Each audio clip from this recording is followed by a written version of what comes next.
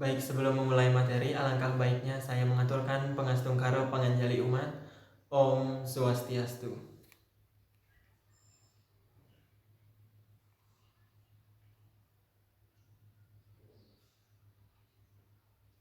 Nah, sebelum memulai materi, izinkan saya memperkenalkan diri terlebih dahulu.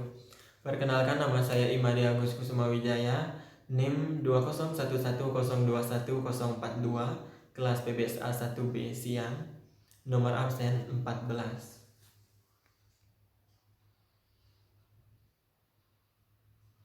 Dan di sini saya akan membawakan materi tentang yatnya.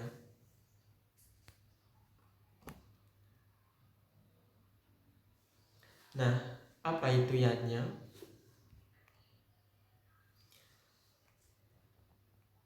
Secara etimologi, kata yatnya atau yatnya adalah kata dalam bahasa Sanskerta yang berasal dari urat kata kerja yaj yang diartikan mempersembahkan atau berkorban.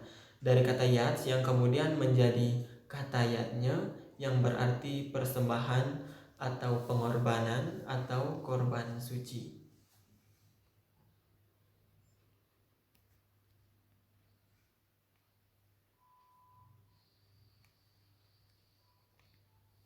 Nah, selanjutnya dalam Sanskrit English Dictionary dan Webster Dictionary dijelaskan bahwa yajna artinya pengorbanan atau upacara kurban. Nah, yang dimaksud di sini ialah the act of offering the life of a person or animal or some object in proportion of for homage to a deity. Jadi dapat disimpulkan bahwa yang dimaksud dengan yajna adalah segala bentuk persembahan dan pengorbanan yang tulus, ikhlas, serta dari hati yang suci demi maksud-maksud yang mulia dan luhur. Selanjutnya ada eksistensi yajna dalam bentuk ritual. Dalam agama Hindu di Bali direalisasikan dalam bentuk panca yajna yang terdiri dari dewa yajna, pitra yajna, resi yajna, manusia yajna, dan juga buta yajna.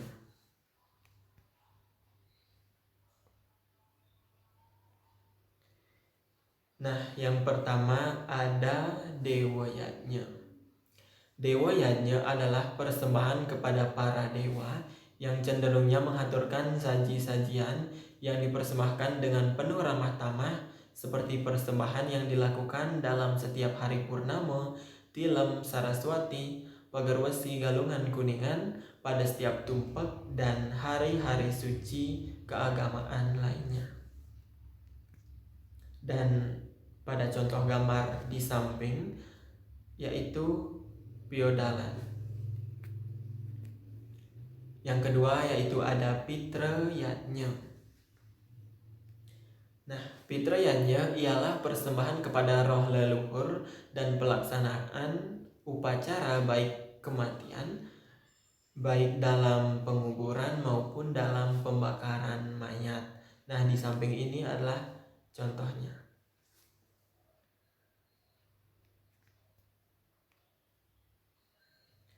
Kita lanjut yang ketiga, yaitu ada Resi Yajna. Resi Yajna yaitu persembahan dan penghormatan kepada para pendeta atau para pinandita sebagai ucapan terima kasih pada beliau yang telah membantu umat dalam pelaksanaan yajna. Nah, contohnya di gambar di sampingnya ini ada genah dana punya.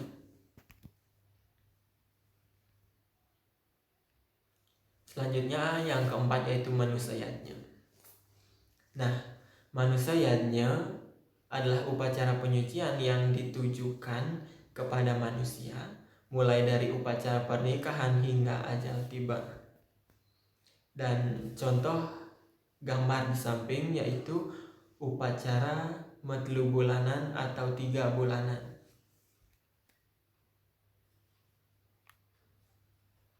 Nah, yang kelima itu ada upacara buta yajna. Budayanya di sini dijelaskan yaitu upacara korban yang ditujukan pada para buta kala agar dunia ini selalu dalam keadaan sumya. Kalau tidak salah, nah contoh gambar di samping ini yaitu upacara mecaru. Selanjutnya ada berdasarkan waktu pelaksanaan yajna dapat dibedakan menjadi 3.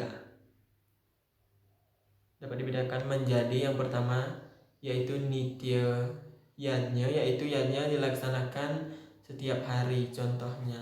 Nah ini dibedakan menjadi 2.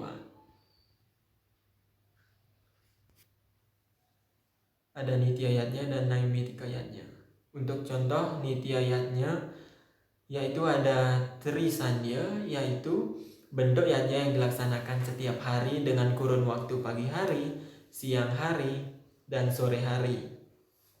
Tujuannya adalah untuk memuja kemahakuasaan, memohon anugerah, keselamatan, mohon pengampun atas kesalahan dan kekurangan yang kita lakukan. Nah, selanjutnya ada yajna sesa atau mesaiban atau ngejot.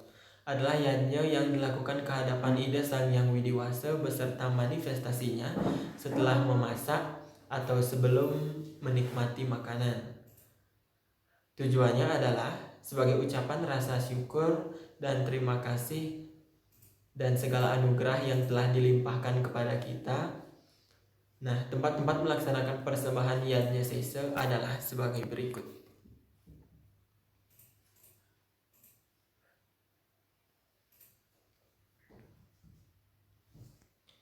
Yang pertama di halaman rumah dipersembahkan kepada Ibu Pertiwi. Yang kedua di tempat air dipersembahkan kepada Dewa Wisnu. Yang ketiga di kompor atau tungku dipersembahkan kepada Dewa Brahma. Yang keempat di pelangkiran di atap rumah dipersembahkan kepada Sang Yang Widiwasa dalam prabawanya sebagai aksara dan etar. Yang kelima di tempat beras. Yang keenam di tempat saluran air atau sombah. Yang ketujuh di tempat menumbuk padi, dan ke-8 di tempat keluar pekarangan atau lebuh. Nah, selanjutnya ada jenana yajna. Adalah yajna dalam bentuk pengetahuan dengan melalui proses belajar mengajar baik secara formal maupun secara informal. Umat Hindu hendaknya menyadari membiasakan diri belajar karena hal itu merupakan salah satu cara mendekati diri kepada Ida Sang Yang Widiwasa. Selanjutnya yang kedua yaitu ada naimitika yajna, yaitu yajna dilaksanakan pada hari-hari tertentu yang sudah dijadwal.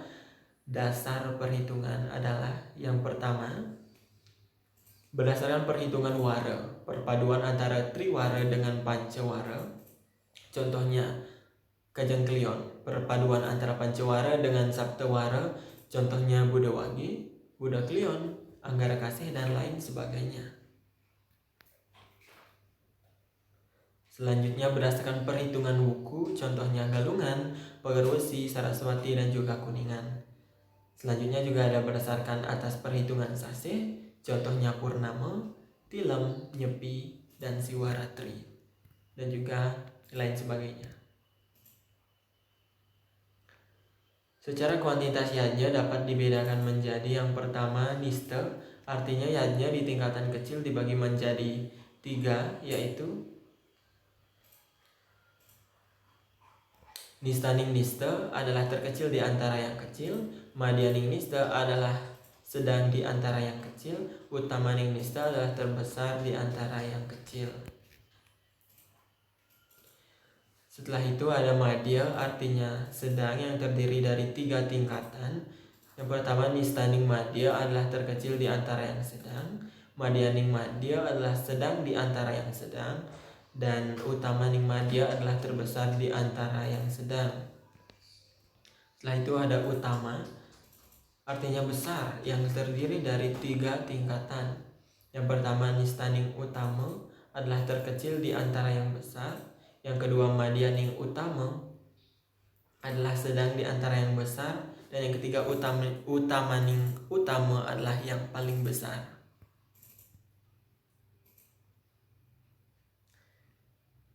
Selanjutnya ada kualitas yatnya menurut Bhagavad Gita XPII Sloka 11, 12, dan 13 menyebutkan ada 3 tingkatan yatnya dilihat dari segi kualitasnya. 3 yatnya itu antara lain yang pertama ada satwika yatnya, yaitu yatnya yang dilakukan sesuai dengan kitab-kitab suci, dilakukan tanpa mengharap pahala dan percaya sepenuhnya bahwa upacara ini sebagai tugas dan kewajiban. Yang kedua ada tamasika yatnya, yaitu yatnya yang dilakukan dengan mengharapkan ganjaran atau hasil dan semata-mata untuk kemegahan atau prestis. Dan yang ketiga ada rajasika yatnya, yaitu yatnya yang dilakukan tanpa aturan, bertentangan, makanan tidak dihidangkan tanpa mantra, sedekah, dan keyakinan.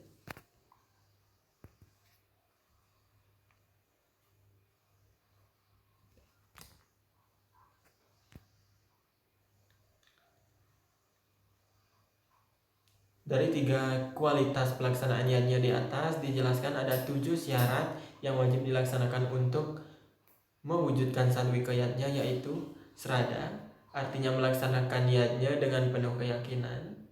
Lascarya artinya yatnya dilaksanakan dengan penuh keikhlasan. Sastra artinya melaksanakan yatnya dengan berlandaskan sumber sastra, yaitu ada Sruti, Smrti, Sila, Acarya, dan Atmanastuti. Daksina artinya pelaksanaan yatnya dengan sarana upacara, benda atau uang. Mantra dan gita artinya yatnya yang dilaksanakan dengan melantunkan lagu-lagu suci untuk pemujaan.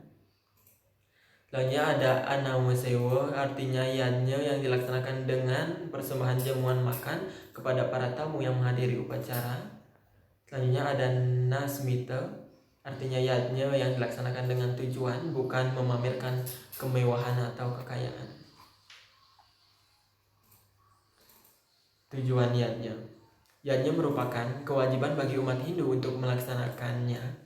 Hal ini didasari oleh keyakinan bahwa alam semesta beserta isinya diciptakan melalui yatnya, dan ada ajaran Trirana yang mengajarkan bahwa setiap orang yang lahir ke dunia ini sudah terikat oleh 3 jenis hutang, yaitu Trirana, hutang karma yaitu Dewarana, Rasirana, dan Pitrarana.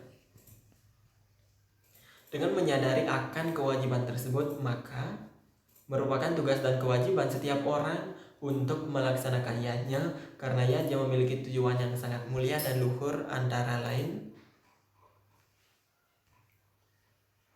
sebagai tanda terima kasih kepada Tuhan atas kemurahan dan anugerahnya terhadap umat manusia. Untuk membebaskan diri dari ikatan karma dan dosa, memohon kepada Tuhan agar manusia dijauhkan dari mara bahaya dan lainnya, memohon kepada Tuhan agar diberikan umur panjang, berketuhanan, berkebijaksanaan, berkebahagiaan, dan lain-lainnya. Karena itu dambaan setiap orang dan bersifat universal. Nah, baik, itu tadi sekian dari penjelasan materi saya di materi tentang yatnya. Semoga bisa dipahami dan dipelajari.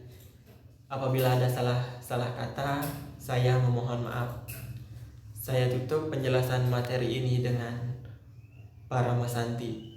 Om Santi Santi Santi Om.